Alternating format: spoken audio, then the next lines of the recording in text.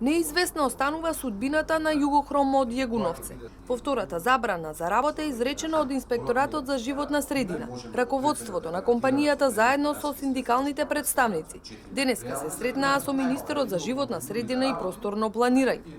Посредбата истакнаа дека сите алтернативи и предлози биле ставени на маса, а министерот Амети дал цврсто убедување дека на наредната владина седница оваа точка ќе биде ставена на дневен ред. Ги разгледувавме сите можности и алтернативи за решавање на генерално проблемот Југохром и од зборам економски, од социјален аспект. Исто така добивме цврсто убедување од министерот, ветување дека министерот и Министерството за животна средина максимално ќе се ангажираат веќе на следната седница на владата да го постават Југохром како точка на дневен ред и да видат кое решение во моментот владата може да го донесе алтернативно од сите овие можности кои што ги разговаравме денеска, за едноставно да се намалат последиците, да речем, од неработењето. Со алтернативи имаше многу поставено, значи наши предлози од страна на нивна страна, од предлози од нивна страна, беа дадени неколку предлози од наша страна, тоа е. Не е точно дека Југохром е најголемиот загадувач на Тетово, велат од синдикатот.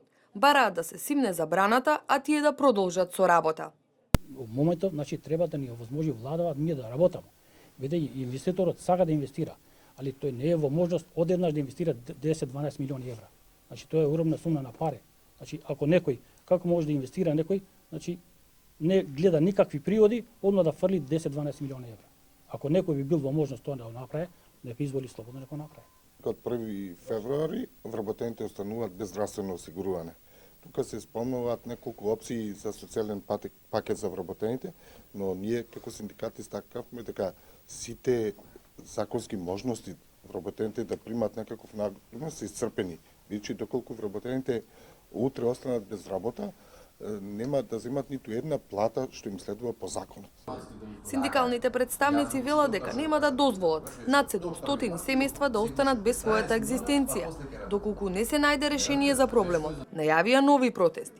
Југохром не работи од ноември минатата година, откако доби забрана за работа од Инспекторатот за животна средина, со образложение дека комбинатот не ги исполнил условите за воведување на интегрирана дозвола, односно воведување на филтри против загадување, обврска согласно законите во земјава.